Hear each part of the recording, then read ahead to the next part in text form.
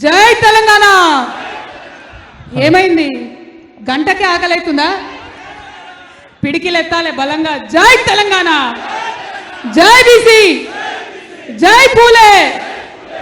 వేదిక మీద ఉన్నటువంటి అందరికీ కూడా పేరు పేరున హృదయపూర్వకంగా నమస్కారాలు తెలియజేస్తా ఉన్నాను. ఇవాళ మనం ఒకటే అనుకున్నాం, ఏప్రిల్ 8వ తారీఖు, ఏప్రిల్ 11వ తారీఖు జ్యోతిబా పూలే గారి జన్మదినోత్సవం. మరి ఆ రోజు లోపల అసెంబ్లీలో పూలే విగ్రహం పెట్టేటటువంటి ప్రకటన ప్రభుత్వం చేయాలనేటువంటి డిమాండ్తోని ఇవాళ ఇక్కడ 1116 మందికి పైచిలుకు ఆకలితోని దీక్ష చేయాలన్నటువంటిది మొదటి నిర్ణయం. ఆ దీక్షలో, ఆ ఉద్యమంలో కదలి వచ్చినటువంటి వారందరికీ ఉద్యమాభివందనాలు తెలియజేస్తా ఉన్నాం. మరి 1116 మంది దండలేసుకొని ఇక్కడ కూర్చుంటే వారికి మద్దతుగా తరలి వచ్చినటువంటి వేలాది మిగతా మిత్రులందరికీ కూడా హృదయపూర్వకంగా నా నమస్కారాలు తెలియజేస్తా ఉన్నాను.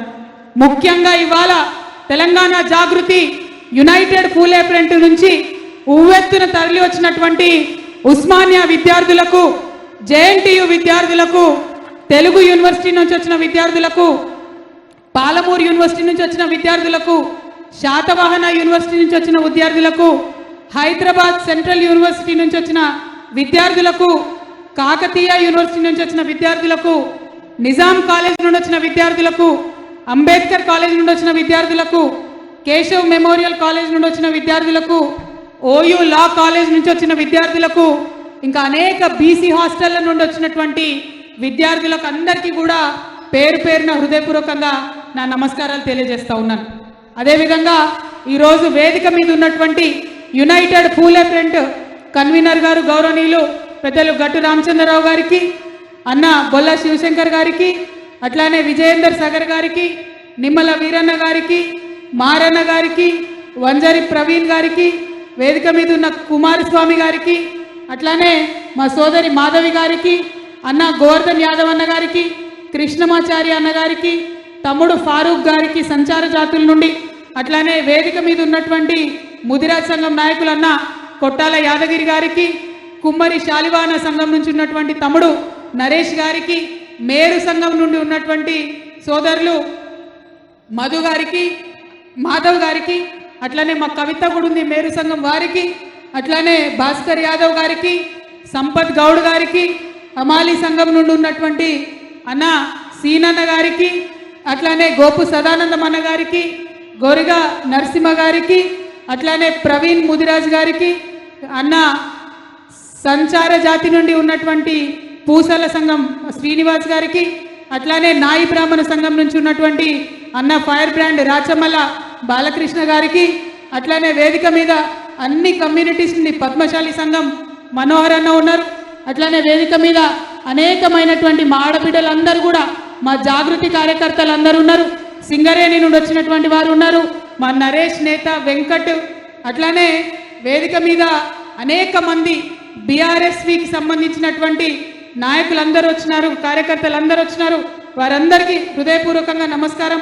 ముఖ్యంగా ప్రతినిత్యం మాతో కలిసి పనిచేస్తున్నటువంటి లింగం గారికి, అశోక్ యాదవ్ గారికి, తమ్ముడు దత్తాత్రేయ గారికి, అట్లానే కందుల మధు గారికి, మా నిజామాబాద్ తమ్ముడు ఫైర్ బ్రాండ్ మా చిన్ను గౌడ్ గారికి, సంతుకి, రాము యాదవ్కి, ఇక ఇట్లా చెప్పుకుంటూ పోతే వేదిక మొత్తం మనోళ్ళే ఉన్నారు. మరి వారందరితో పాటు దాసర్లపురం నాగరాజు గారికి, సాయి గారికి, అంబర్పేట్ సాయి గారికి, ఇంకా చాలా మంది ఉన్నారు. మరి ఇవాళ మనం ప్రభుత్వానికి ఇచ్చేటటువంటి మెసేజ్ ఏంటంటే, బీసీలలో ఉన్నటువంటి అన్ని కుల సంఘాలకు సంబంధించినటువంటి ప్రతి ఒక్క ప్రతినిధి కూడా ఇక్కడ ఉన్నారు. వారితో పాటు అనేక మంది ఇతర కమ్యూనిటీకి సంబంధించి మరి బీసీలకు సంబంధించి వారి ఆత్మగౌరవ ప్రతీక అయినటువంటి పూలే గారిని అసెంబ్లీలో నిలబెట్టాలని కాంక్షించేటటువంటి అనేక మంది ప్రజాస్వామ్యవాదులు కూడా ఇక్కడ ఉన్నారు. మరి బీసీలలో ఉండేటటువంటి ఇంటలెక్చువల్ సెక్షన్గా చెప్పుకునేటటువంటి బీసీ అడ్వకేట్స్ ఇంత పెద్ద ఎత్తున ఈ ధర్నాలో పాల్గొనడం చాలా చాలా సంతోషించాల్సినటువంటి విషయం. అట్లానే బీసీలలో ఉండేటటువంటి డాక్టర్స్ అందరు కూడా తెల్లకోట్లు వేసుకొని వచ్చి ఇవాళ ఈ దీక్షలో కూర్చోవడం ఎంతో సంతోషం.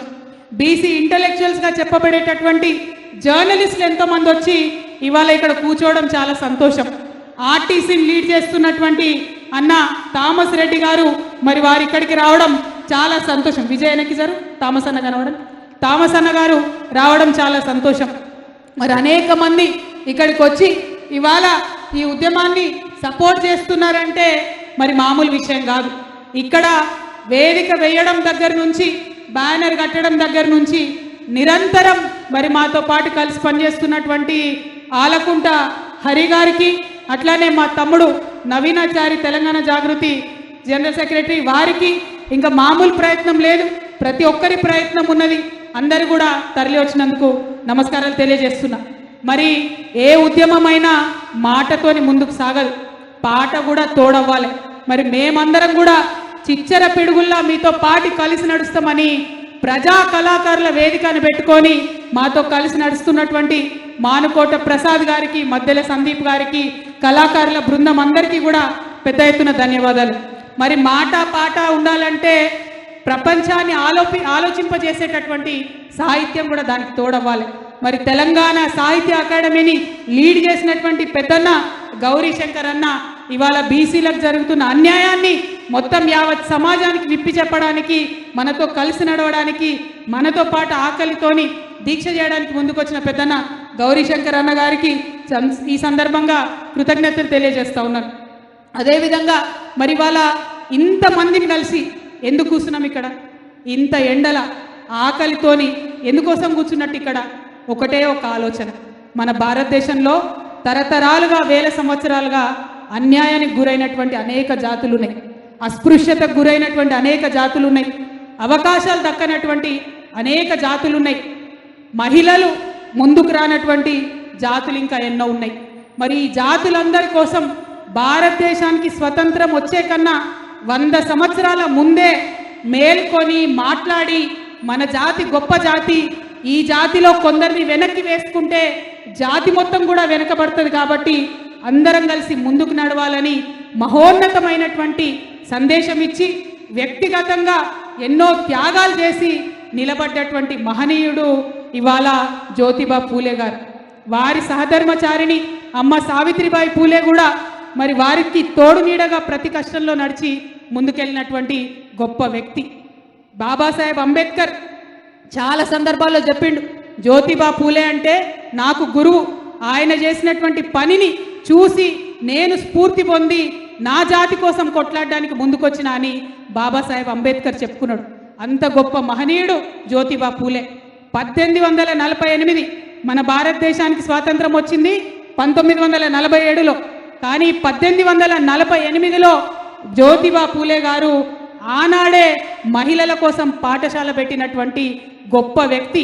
ఇవాళ నేను ధైర్యంగా మీ ముందు నిలబడి 2 మాటలు మాట్లాడుతున్నా అంటే ఇవాళ ఇంతమంది మా మహిళా సోదరిమణులు వచ్చి ఇక్కడ దీక్షలో ధైర్యంగా పాల్గొంటున్నారంటే ఆనాడు ఆ మహనీయుడు చేసినటువంటి కృషి అని ఇవాళ చెప్పక తప్పదు. భారతదేశంలో ఉన్న ప్రతి ఆడబిడ్డ కూడా పొద్దుగా లేస్తే జ్యోతిబా పూలేకి దండం పెట్టుకుంటేనే మనం ముంగట వర్తం తప్పితే ఇంకొక ఆస్కారం లేదు. అదేవిధంగా కుల వివక్ష తొలగించాలని పాపం ఆయన అనేక అవమానాలు పడ్డాడు. ఆయనకు ఒక మంచి దోస్తు ఉంటాడు, ఆయన బ్రాహ్మణుడు ఉంటాడు, స్కూల్లోనే చదువుకుంటుంటాడు ఆయనతో కలిసి. ఆ బ్రాహ్మణ సోదరుడు మిత్రుడు పెళ్లికి పిలిస్తే పెళ్లికి పోతాడు. ఆ పెళ్లిలో ఆయనను అనేక అవమానాలకు గురి చేస్తారు. ఆ అవమానాలకు గురైన తర్వాత కేవలం ఇది నా అవమానం కాదు, నాలాంటి లక్షలాది కోట్లాది మందికి జరుగుతున్న అవమానం, ఈ అవమానం నుంచి నా జాతి ప్రజల్ని విముక్తి చేయాలని చెప్పి ఆనాటి నుండే పోరాటం మొదలు పెడతాడు.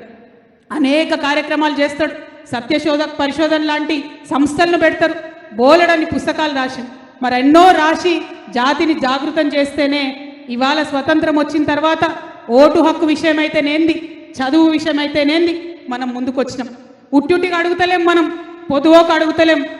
బాజాప్తా అసెంబ్లీలో జ్యోతిబా పూలే బొమ్మ చూస్తే మనకు ధైర్యం రావాలి, స్ఫూర్తి రావాలి. అందుకోసమే అసెంబ్లీలో జ్యోతిబా పూలే విగ్రహం ఉండాలని అడుగుతున్నాం. 15 ఏళ్ల కింద ఇదే ఇందిరా పార్క్ దగ్గర ఇగో గిట్లనే దీక్ష చేసి మరి అంబేద్కర్ గారి విగ్రహం కావాలని అడిగితే ఆనాడు కూడా ఇట్లనే తిరిమరి మాటలు మస్తు మంది మాట్లాడిరు. బాధపడే అవసరం లేదు.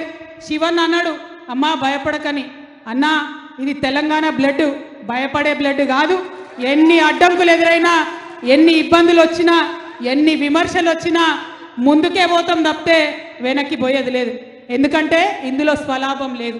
లాభం ఏదన్నా ఉందా అంటే యావత్ తెలంగాణ జాతిలో ఉన్న సబ్బండ వర్ణాలకు వర్గాలకు లాభం జరిగేటటువంటి ముచ్చండే ఇక్కడ మాట్లాడుతున్నాం. కాబట్టి ధైర్యంగా ముందుకే పోతాం తప్ప వెనక్కి తప్పే ఆస్కారమే లేదు. ఇవాళ కాంగ్రెస్ ప్రభుత్వాన్ని నేను వినమ్రంగా మిమ్మల్ని రిక్వెస్ట్ చేస్తూ ఉన్నాను. ఎట్లా అయితే అసెంబ్లీలో అంబేద్కర్ ఉన్నాడో అట్లానే అంబేద్కర్ పక్కన జ్యోతిబా పూలే కూడా ఉండాలని చెప్పి మళ్ళీ ఒకసారి డిమాండ్ చేస్తున్నాం. ఏప్రిల్ 11వ తారీఖు నాడు వారి జయంతి ఉన్నది. ఆ రోజన్నా ప్రకటన చేసి తెలంగాణ బీసీ బిడ్డలకు మీరు ఒక స్ఫూర్తినివ్వాలి, మద్దతునివ్వాలని చెప్పి ప్రభుత్వాన్ని డిమాండ్ చేస్తూ ఉన్నాం. మరి ఇదే విషయం మనం మాట్లాడుకుంటా ఎట్లా అయితే జ్యోతిబా పూలే విగ్రహం ఉండాలన్నామో అట్లనే మనకు రిజర్వేషన్లు కావాలన్నాం. 42% కోసం కొట్లాడినాం. దాని ఫలితంగా ఇవాళ బిల్లులు పెట్టిండ్రు. ఆనాడు ఒకటే బిల్లు పెడతామన్నారు. కాంగ్రెస్ పార్టీ మేనిఫెస్టోలో రాజకీయ రిజర్వేషన్ తప్పితే ఇంకో దాని ముచ్చట లేకుండే. కానీ ఇదే నాయకులం, ఇదే యునైటెడ్ పూలే ఫ్రంట్, ఇదే జాగృతి నాయకులం అందరం కలిసి ఒక్కటి కాదు 3 బిల్లులు పెట్టాలి. విద్యకు సపరేట్గా పెట్టాలి, ఉద్యోగాలకు సపరేట్గా పెట్టాలి, రాజకీయాలకు సపరేట్గా పెట్టాలని డిమాండ్ చేసినాం. అప్పుడు కూడా నవ్విండ్రు, అప్పుడు కూడా మస్తు మాటలు అన్నారు. కానీ సోయి తెచ్చుకున్నారు. రాజకీయాలకు సపరేట్ బిల్లు, విద్యా ఉద్యోగాలకు సపరేట్ బిల్లు, 2 బిల్లులు అసెంబ్లీలో పెట్టిందంటే అది కేవలం యునైటెడ్ పూలే ఫ్రంట్, తెలంగాణ జాగృతి, బీఆర్ఎస్ పార్టీ 50 మంది తెలంగాణ బీసీల విజయంగా ఇవాళ మనం భావించాల్సినటువంటి అవసరం ఉన్నది. మరి మళ్ళీ డిమాండ్ చేస్తూ ఉన్నాం, మీరు ఖచ్చితంగా ఆ బిల్లు ఎక్కడుందో చెప్పాలి. అసెంబ్లీలో కౌన్సిల్లో బిల్లు పాస్ అయి 4 వారాలైంది. 4 వారాలైన తర్వాత గవర్నర్ దగ్గర ఉన్నదా? మరి గవర్నర్ దగ్గర నుంచి ప్రెసిడెంట్ దగ్గరికి పోయిందా? ఏమైందన్న విషయం ఇప్పటివరకు చెప్తలేరు. ముఖ్యమంత్రి గారు ఏమన్నారు? ఇక బిల్లు పాస్ కాగానే తెల్లారే అఖిలపక్షం దోల్కొని ప్రధానమంత్రి దగ్గరికి పోతా అన్నారు. పోయినరానే ప్రధానమంత్రి దగ్గరికి తెలంగాణ రాజకీయ నాయకులు పోయినరా? పోలే. ఎందుకు పోలే? ఎందుకంటే ప్రధానమంత్రి గారితో వీరికి ఎటువంటి అండర్స్టాండింగ్ లేకపోతే, ఎటువంటి లాలూచి లేకపోతే అపాయింట్మెంట్ ఎప్పుడో వస్తుండే, అఖిలపక్షం ఢిల్లీకి పోతుండే. కానీ బీజేపీ పార్టీని కాపాడడానికి ఇవాళ కాంగ్రెస్ పార్టీ కేవలం మనని ఢిల్లీకి తీసుకుపోకుండా ఒక తుపేల్ ధర్నా పెట్టిండ్రు. అక్కడ ఏం చేసిర్రు? కాంగ్రెస్ పార్టీ నాయకులంతా ట్రైన్లు కట్టుకొని ఢిల్లీకి పోయినరు. ఆడ కూర్చున్నారు. ఇక పొద్దున్న బ్రేకింగ్లు టీవీలలో, ఇక రాహుల్ గాంధీ వచ్చే, రాహుల్ గాంధీ వచ్చే, ఇక మా రాహుల్ గాంధీ వచ్చి ఢిల్లీలో మాట్లాడతాడు, గర్జిస్తాడు, బీసీ బిల్లు వస్తుంది తెలంగాణలో అని చెప్పింది. చివరికి ఏమైంది? రాహుల్ గాంధీ రాలే. ఎందుకు రాలేదంటే ఏం ఆన్సర్ లేదు, ఏం జవాబు లేదు. మళ్ళా గాడ మన తెలంగాణ బీసీ బిడ్డలే, కాంగ్రెస్ వాళ్ళే పాపం, అయినా బీసీలే కదా, కాంగ్రెస్ నాయకులే వాళ్ళ కూసున్నారు. ఆడికి ఇదే మన ముఖ్యమంత్రి గారు పోయి ఢిల్లీలో మాట్లాడిండు. పోనీ ఢిల్లీలో మన ముఖ్యమంత్రి గారు అన్న మొత్తం దేశానికి అర్థమయ్యేటట్టు హిందీలో ఇంగ్లీష్లో మాట్లాడతాడంటే మళ్ళీ గాడకి ఇదే తెలుగు ఉపన్యాసం ఇచ్చే. ఇక మరి దానికి ఢిల్లీకి పోవడానికి నాకైతే ఇంతవరకు అర్థం కాలేదు.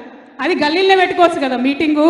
మేమేమంటున్నాం, బీసీ బిల్లు ఢిల్లీలో పాస్ కావాలంటే ఢిల్లీలకు అర్థమయ్యే భాషలో చెప్పాలి, ఢిల్లీల మీద ఒత్తిడి పెరిగే భాష చెప్పాలి, మోడీ గారిని ఒత్తిడి పెంచేటటువంటి పని చేయాలి, బీజేపీ మీద ఒత్తిడి తీసుకురావాలి. మీకు ఎటువంటి లాలుచి లేకపోతే వెంటనే ఆ ప్రయత్నం చేయాలని చెప్పి నేను ముఖ్యమంత్రి గారిని డిమాండ్ చేస్తున్నా. ఇంకొక విషయం, చాలా ఘోరమైన విషయం, ఈరోజు పొద్దున అన్ని పత్రికలలో వచ్చింది. ఈ కులగణన వేసిన తర్వాత మనందరం బాగా బాధపడ్డాం. కులగణన వివరాలు కరెక్ట్ చెప్తలేరు, మీరు కరెక్ట్ చెప్పాలని అడిగినాం, తప్పు చెప్తున్నారని అడిగినాం, దానికి జవాబు చెప్పలేదు. పోనీ అసెంబ్లీలో పెట్టండి లెక్కలని అడిగినాం, దానికి జవాబు లేదు. పోనీ గ్రామ పంచాయతీలలో వివరాలు ఇవ్వండి అని అడిగినాం, దానికి జవాబు లేదు. ఇవాళనంట మొత్తం ఇచ్చినటువంటి డేటా, వాళ్ళకు వచ్చినటువంటి డేటా అంతా తీసుకుపోయి ఒక ఇండిపెండెంట్ ఎక్స్పర్ట్ కమిటీకి ఇస్తారట. ఆ ఇండిపెండెంట్ ఎక్స్పర్ట్ కమిటీలు ఈ డేటాను అనలైజ్ చేస్తారంట. ఈ డేటాను వాళ్ళు అనలైజ్ చేసి మనకు డీటెయిల్స్ చెప్పే వరకు మనం ఎవ్వరం కూడా దాని మీద మాట్లాడొద్దట. దానికోసం నిన్న హెచ్చరిక జారీ చేసిరు. ఇగో, కులగణనపై ఎవరు మాట్లాడొద్దు, ప్రభుత్వము, నాయకులు, మీడియాకు ఎవరు కూడా మాట్లాడొద్దని ఇక్కడ అండర్లైన్ చేసి పెట్టినాం. స్వతంత్ర సంస్థనట, వీళ్ళు ఇండిపెండెంట్ సంస్థనట, వీళ్ళు మనకు హెచ్చరిక చేస్తున్నారు. మీరెవరు మాకు హెచ్చరిక చేయడానికి? మీకు ధైర్యం ఉంటే, మీకు నిజాయితీ ఉంటే, నిజంగా బీసీల పట్ల కాంగ్రెస్ పార్టీకి చిత్తశుద్ధి ఉంటే మొన్న వేసిన కులగణన వివరాలు మీరు అసెంబ్లీలో పెట్టండి. అందరూ మనిషోటి పట్టుకొని రాయి, మీరు అసెంబ్లీలో పెట్టండి. కానీ మీరు అసెంబ్లీలో పెట్టకుండా ఆ డేటాను తీసుకుపోయి ఆర్టిఫిషియల్ ఇంటెలిజెన్స్ యూజ్ చేసి అనలైజ్ చేసి ఆ తర్వాత మనకు రిజర్వేషన్ ఇస్తారట. మేమేం చేసినాం, బీఆర్ఎస్ పార్టీ నుండి ఆనాడు చేస్తే బాజాప్తా వెబ్సైట్లో పెట్టలేదా? పెట్టినాం. మీకెందుకు ధైర్యం లేదు? కాంగ్రెస్ పార్టీ చరిత్ర దయచేసి తెలుసుకోవాలి. 2011లో సోనియా గాంధీ గారి హయాంలో దేశంలో కులగన్న వేసిరు. 2011 నుంచి 2025 అంటే 14 ఏళ్ళు. 14 ఏళ్లలో ఆ వివరాలు ఇంతవరకు ఇవ్వలే. కర్ణాటకలో కాంగ్రెస్ ప్రభుత్వం ఆధ్వర్యంలో 2015లో కులగణన వేసిరు, అంటే 10 ఏళ్ళు. అది ఇంతవరకు వివరాలు ఇవ్వలే. ఇక తెలంగాణలో పోయిన సంవత్సరం చేసిరు. పోనీ ఈ వివరాలన్నా ఇస్తారేమో అంటే మళ్ళీ ఇవి కూడా తీసుకుపోయి ఇండిపెండెంట్ సంఘానికి ఇస్తారట. అందులో ఆర్టిఫిషియల్ ఇంటెలిజెన్స్ యూజ్ చేస్తారట, దాంతోనే అనాలిసిస్ చేస్తారట. ఆర్టిఫిషియల్ ఇంటెలిజెన్స్తోని చాలా ప్రమాదం ఉందని హెచ్సియులో మనమేమో చేసినామని నిన్ననే మళ్ళా సీఎం గారు చెప్పిండ్రు. నాకైతే ఏమనిపిస్తుందంటే, ఇగో ఇది చూస్తుంటే ఆర్టిఫిషియల్ ఇంటెలిజెన్స్ అంటే ఏఐ అంటే ఆర్టిఫిషియల్ ఇంటెలిజెన్స్ కాదు. ఏఐ అంటే అనుమూల ఇంటెలిజెన్స్. ఏఐ అంటే అనుమూల ఇంటెలిజెన్స్. ఈ అనుమూల ఇంటెలిజెన్స్ వాడి మా కులగణను తప్పుతో పట్టించి బీసీ కులాలకు అన్యాయం చేసే ప్రయత్నం జరుగుతుంది తప్పితే ఇంకోటి కాదు. కాబట్టి ఈ అనుమూల ఇంటెలిజెన్స్ మొత్తం రాష్ట్రంలో విధ్వంసం సృష్టిస్తున్నది. అనుమూల ఇంటెలిజెన్స్ పక్కకు జరిగితే తప్ప రాష్ట్రం బాగుపడే పరిస్థితి కనబడతలేదు. అది కులగణన కావచ్చు, హెచ్సియు కావచ్చు, ఇంకోటి కావచ్చు. కాబట్టి ఇవాళ మనందరం కూడా ఈ వేదిక ద్వారా కోరేది ఒకటే, డిమాండ్ చేసేది ఒకటే. మొదటిది, మీరు అసెంబ్లీలో పూలే విగ్రహం పెట్టండి. రెండవది, కులగణన వివరాలు అసెంబ్లీలో పెట్టండి. మూడవది, బీసీ బిల్లులు ఏదైతే అసెంబ్లీలో పాస్ చేసినరో అవి ఎక్కడున్నాయో చెప్పండి. ఎందుకంటే భారతీయ జనతా పార్టీ ఓపెన్గా చెప్పింది సుప్రీంకోర్టుకి, మేము బీసీలకు లెక్కలు తీయం, మేము బీసీలకి ఈ దేశంలో కులగన్న చేయమని బీజేపీ ఓపెన్గా చెప్పింది. మరి ఆ పార్టీకి ఎట్లా ఒత్తిడి పెంచాలి? అది ప్రజా ఉద్యమాల ద్వారా ఒత్తిడి పెంచుదామా, రాజకీయ పరంగా ఒత్తిడి పెంచుదామా? మీరు ప్రజలకు జవాబు చెప్పండి. ఆ ఒత్తిడి పెంచడానికి మేమందరం కూడా సిద్ధంగా ఉంటాం. మీరు ఎక్కడికంటే అక్కడికి వస్తాం. మీలాగా ఢిల్లీలో దొంగ దీక్షలు మేము చేయం, నిజమైన దీక్ష చేస్తాం. ఇవాళ శాంపుల్ మాత్రమే. ఇక్కడ మనం ఓన్లీ పొద్దుగాలటి నుండి సాయంత్రం వరకే ఆకలి కూస్తున్నాం. ఈ బీసీ బిల్లు పాస్ అవ్వాలంటే అవసరమంటే ఢిల్లీకి పోయి నిరవధికంగా నిరాహార దీక్ష కూర్చుందామని చెప్పి ఈ సందర్భంగా నేను తెలియజేస్తూ, మరి ఆనాడు మహిళా బిల్లుకు ఎట్లయితే మనం చేసినామో అట్లనే మనం బీసీ బిల్లు కోసం కూడా చేయాల్సినటువంటి అవసరం ఉంది. మరి దానికి నాయకులందరూ సిద్ధమేనా? పోదామా ఢిల్లీకి? ఇవాళ today about the HCU issue, our honorable chief minister Mr. Anumula Revanth Reddy, he has constantly told everybody and the whole nation that many of the people here, including the students, have used artificial intelligence to create fake images and fake issues or fake videos. It is not the truth. We are saying it openly today on this public dais that it is not artificial intelligence which is hurting our state today. It is not artificial intelligence which is cheating the BCs today. It is not the artificial intelligence which is cheating the HCU students today. But it is Anumula intelligence. It is Mr. Revanth Reddy's intelligence that is cheating the public of Telangana today. We want the whole country to know whatever happened in HCU, that is a fact. Whatever is happening here today, that is a fact. Rahul Gandhi ji talks about OBC empowerment. But today, the OBC census that are done in Telangana are not true, and they are suppressing the demands of the OBC.